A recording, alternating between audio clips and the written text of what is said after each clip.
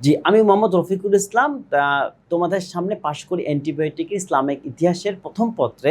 এখন নিয়ে আসছি বেসিক্যালি হযরত মুহাম্মদ সাল্লাল্লাহু আলাইহি ইসলামের জীবনী, মানে 570 খ্রিস্টপূর্ব বা খ্রিস্টাব্দ, মানে 570 সাল থেকে 632 সাল পর্যন্ত সময়টাকে খুব সহজে বা খুব সংক্ষেপে পরীক্ষার মতো করে আলাপ করার জন্য। এবং এইখানে আসলে বেসিক্যালি আমরা যা আলাপ করব তা হয়তো তোমার একদম ছোট্টবেলা থেকেই পড়ে আসছো, জেনে আসছো, তারপরে একটু আমরা মনে করি। হযরত মুহাম্মদ সাল্লাল্লাহু আলাইহি সাল্লাম 570 খ্রিস্টাব্দে তার জন্ম হয়েছিল মক্কায়। এবং তিনি ছোটবেলা থেকেই তিনি তার বিশ্বস্ততা এবং সততা এবং চারিত্রিক গুণের কারণে তাকে সে মক্কার লোকজন একটা উপাধিতে ঢাকতো। যে উপাধির নাম হচ্ছে আল আমিন। এবং আল আমিন উপাধিতে তাকে বেসিক্যালি ডাকা হতো।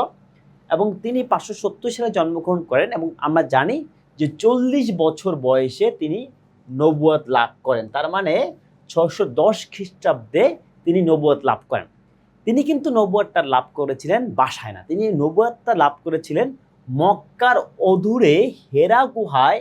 তিনি যখন ধ্যানমগ্ন থাকেন, সেই ধ্যানমগ্ন অবস্থায় প্রথম ওহী নাজিল হয়। ওহীটি কি ছিল? ইকরা, মানে তুমি পড়ো।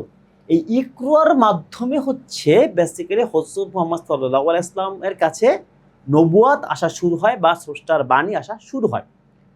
এখন এই নবুয়ত আসার পরপরই কিন্তু তিনি প্রকাশ্যে ইসলাম ধর্ম প্রচার করেননি। তিনি কি করেছেন? প্রথম 3 বছর মানে 613 সাল পর্যন্ত তিনি অত্যন্ত গোপনে ইসলামের দাওয়াতটি দেন। এবং তিনি এই ইসলামের দাওয়াতটি গোপনে কাদেরকে মাঝে দেন বা কারা প্রথম ইসলাম গ্রহণ করে? বিবি খাদিজা রাদিয়াল্লাহু তাআলা আনহু এবং তার দুইজন সহচর বা সাহাবী আবু বকর রাদিয়াল্লাহু তাআলা আনহু এবং আলী রাদিয়াল্লাহু তাআলা আনহু। এরা প্রথম প্রথম ইসলাম ধর্ম গ্রহণ করে। ইসলাম ধর্মটাকে কিন্তু তৎকালীন মক্কার কুরাইশরা একদম সহজে নিতে পারেন নাই।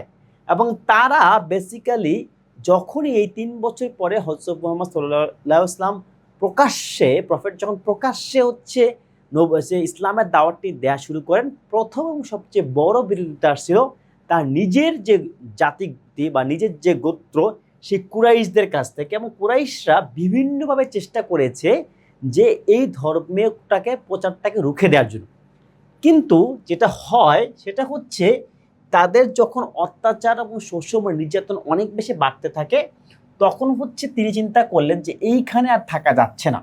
এবং প্রথমে তিনি তার সাহাবীদেরকে হিজরত করার জন্য তিনি পাঠান মদিনায় না। কিন্তু আমরা জানি কিন্তু হযরত প্রফেট এবং তার সাহাবীরা মদিনাতে কিন্তু হিজরত করেছিলেন। কিন্তু প্রথম হিজরত কিন্তু মুসলমানরা মদিনাতে করেননি। তারা করেছেন কোথায়? তারা করেছেন আবেসিনিয়া, যখন রাজা ছিল নাজ্জাসী। এবং আবেসিনিয়া কোথায়? আবেসিনিয়া বর্তমান ইথিওপিয়া। এখন কথাটা এর পরবর্তীতে জাস্ট নবুয়ত লাভ করার 12 বছর পরে, মানে 612 খ্রিস্টাব্দে তিনি মক্কা থেকে মদিনায় চলে যান। এখন দেখেন, মক্কা থেকে যখন তিনি মদিনায় যান, এই যাওয়াটাকে আমরা বলি কি? হিজরত করা। এই যে তিনি হিজরত করছেন, এই হিজরত করার সময় থেকে একটা নতুন সাল গণনা শুরু হয়। এই নতুন সাল গণনাকে আমরা বলি হিজরি সাল। কি বলি স্যার? আমরা বলি হিজরি সাল।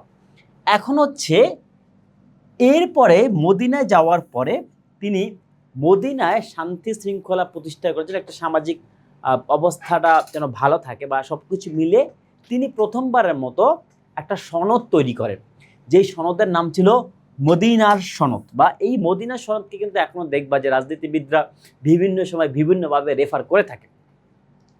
এই যে মদিনার সনদটি ছিল, এই মদিনার সনদটা সবচেয়ে বড় কাজে লাগে যারা হিজরত করছিলেন তাদেরকে বলা হতো মুহাজির, মানে যারা হিজরত করছে, মানে যারা মক্কা থেকে মদিনায় যাচ্ছেন। মদিনায় যারা হিজরতকারী বা মুহাজিরদেরকে আশ্রয় দিচ্ছেন, তাদেরকে বলা হতো আনসার। বেসিক্যালি এই মদিনার সনদ এই মুহাজির এবং আনসারদের ভ্রাতৃত্ব প্রতিষ্ঠা করার জন্য একটা বড় পাথর হিসেবে কাজ করে। এখন উনি তো মক্কায় যখন ছিলেন, তখন তিনি কুরাইশদের একটা চরম বিরোধিতা, অত্যাচার, নির্যাতন, যা তোমরা সবাই জানো, শিকার হয়েছেন। কিন্তু উনি যখন মদিনায় গেলেন, তখন কি তিনি বেসিক্যালি খুব শান্তিতে ছিলেন? না। কেন ছিলেন না? কারণ মদিনাতে যাওয়ার পরই এই মক্কার যে কুরাইশরা আছে বা যারা ইসলাম ধর্ম গ্রহণ করে নাই বা ইসলামকে বিরোধিতা করছিলেন, তারা এবার শুরু করলেন আরো বড় বিরোধিতা। সেটা কি? এখন শুরু হলো তারা যুদ্ধ। তো এক্ষেত্রে প্রথম যুদ্ধ ছিল বদর যুদ্ধ, এবং বদর যুদ্ধ হচ্ছে প্রফেটের জয় হয়, এবং এর পাশাপাশি আরো বেশ কিছু যুদ্ধ করতে হয়, যেমন ওহদ, খন্দক। তো খন্দক যুদ্ধটা খুবই গুরুত্বপূর্ণ এই কারণে, কারণ এই সময় হচ্ছে পরীক্ষা খনন করা হয় সালমান ফার্সি তার পরামর্শে।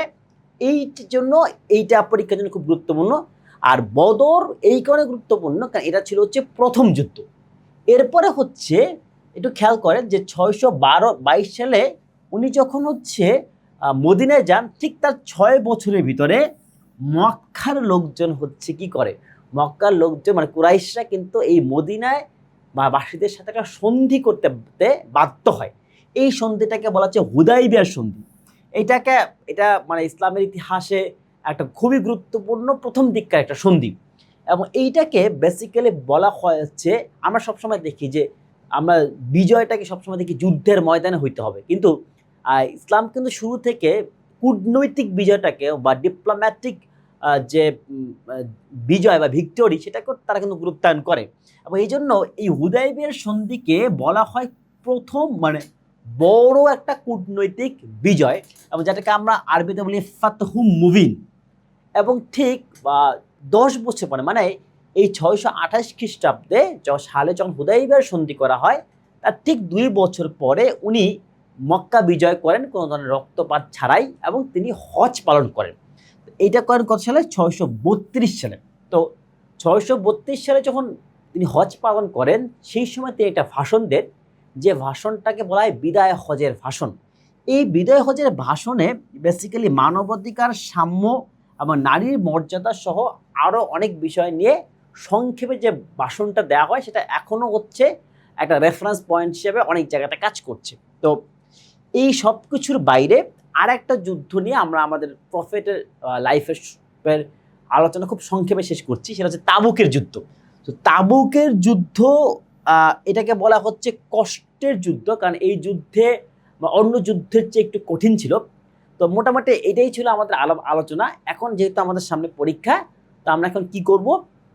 আমরা এখন যেটা করব সেটা হচ্ছে আমরা একটু দেখব যে এই যে জীবনীটা সংক্ষেপে আলাপ করলাম, এখান থেকে কোন কোন এমসিকিউগুলো বা অ্যান্টিবায়োটিকগুলো হচ্ছে আমাদের পরীক্ষার জন্য গুরুত্বপূর্ণ বা আমাদের পরীক্ষা চলে আসতেও পারে। তো এই জায়গাতে আমি যদি একটু দেখি যে প্রথম সবচেয়ে সহজ প্রশ্ন, সেটা হচ্ছে কত সালে জন্মগ্রহণ করেন। এটা হচ্ছে এমসিকিউ, আমরা সবাই জানি 570 খ্রিস্টাব্দে। এত সহজ প্রশ্ন কি আসবে? মাঝে মাঝে খুব সহজ প্রশ্ন চলে আসে, এবং আমরা খুব সহজভাবে প্রশ্নের উত্তরটি ভুল করে ফেলি। সেকেন্ডটা হচ্ছে আল আমিন কার উপাধি ছিল। এটাও খুব সহজ প্রশ্ন, কিন্তু এবার একটু কঠিন প্রশ্ন যে কত সালে। এখানে খেয়াল করবেন স্যার, 40 বছর বয়স, তাহলে সাল কত?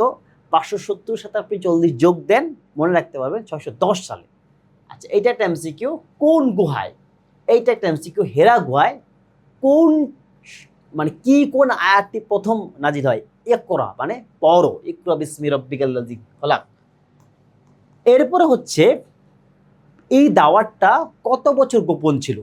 3 বছর। আচ্ছা, এইটাই বেসিক্যালি হচ্ছে আমার এখান থেকে সবচেয়ে গুরুত্বপূর্ণ এমসিকিউ। এরপরে যদি দেখি যে তার মাদানী জীবন মানে যখন হিজরতের ব্যাপারটা, প্রথম হিজরত করে কোথায়? এটা কিন্তু ভুল করা যাবে না, যে প্রফেট নিজে না করলেও তিনি সাহাবীদেরকে প্রথম হিজরত করতে কিন্তু মদিনাতে পাঠাননি বা মদিনা হিজরত করেননি। প্রথম হিজরতটি হয়েছিল আবেসিনিয়াতে আবার নাজ্জাসির শাসন আমলে। এটা হচ্ছে এমসিকিউ। এবং মানে নবুয়তের কত বছর পরে? 12 বছর পরে। কত বছর বয়সে? 52 বছর বয়সে। কোন সালে? 622 খ্রিস্টাব্দে। এইটা একটা এমসিকিউ। তিনি কি করেন? হিজরত করেন। আচ্ছা, এরপরে সবচেয়ে গুরুত্বপূর্ণ একটা হচ্ছে মদিনা সনদ কি? এটা একটা এমসিকিউ হতে পারে। এরপর যদি আমি যুদ্ধের দিকে যাই, তাহলে প্রথম এমসিকিউ হচ্ছে যে প্রথম যুদ্ধ কোনটি? সেটা হচ্ছে বদর যুদ্ধ। এরপরে হচ্ছে আরেকটা গুরুত্বপূর্ণ, যে পরীক্ষা খনন শুরু হয় কোন যুদ্ধের মাধ্যমে? সেটা হচ্ছে তাবুকের যুদ্ধে, খন্দকের যুদ্ধের মাধ্যমে। আচ্ছা, এরপরে হচ্ছে হুদাইবিয়ার সন্ধি কত সালে হয়? এটা খুবই গুরুত্বপূর্ণ। এবং হুদাইবিয়ার সন্ধিকে আসলে কি কোন নামে ডাকা হয়? হুদায়বিয়ার সন্ধি হয় হচ্ছে 628 খ্রিস্টাব্দে।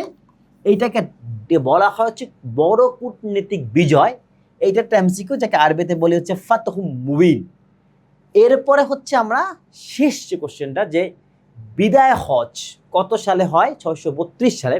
মাথায় রাখতে হবে মদিনা বিজয় কিন্তু এই সময় হয়, এবং এর মাধ্যমে বেসিক্যালি হচ্ছে আমরা দেখলাম যে প্রফেটের জীবনে যে আলোচনাটা করলাম, সেই আলোচনা থেকে কোন কোন অ্যান্টিবায়োটিক বা কোন কোন প্রশ্নগুলো আমাদের পরীক্ষায় চলে আসতে পারে। তো এইবার আমরা কি করব?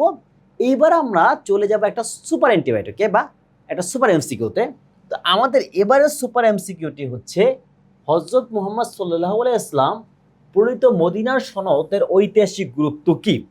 এই যে তোমরা তো এখন প্রায় প্রায় দেখো যে মদিনার সনদ নিয়ে অনেক কথাবার্তা বলা হয়, সবাই মদিনার সনদে দেশ চালাইতে চায়। হ্যাঁ, তো বিস্তারিত না বলি, কিন্তু এই মদিনার সনদটা হচ্ছে বেসিক্যালি প্রথম লিখিত সংবিধান, যেই সংবিধান অনুযায়ী একটা স্টেট বা রাষ্ট্র চলতে পারে। মানে এটা প্রথম ধারণা যে একটা লিখিত ডকুমেন্ট বা একটা একটা একটা আন্ডারস্ট্যান্ডিংয়ের জায়গা থেকে যে একটা স্টেট চলতে পারে, এই যে উপলব্ধিটার কারণেই একে বলা হয় হচ্ছে বিশ্বের প্রথম লিখিত সংবিধান।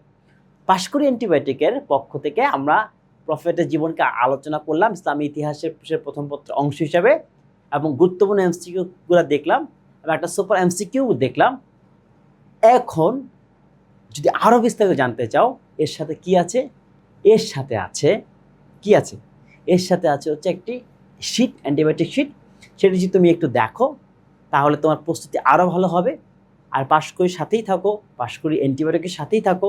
এর মাধ্যমেই ইনশাআল্লাহ তুমি পেয়ে যাবে তোমার কাঙ্ক্ষিত প্রতিষ্ঠানে কাঙ্ক্ষিত সাবজেক্টে পড়ার সুযোগটি। সবার জন্য শুভকামনা।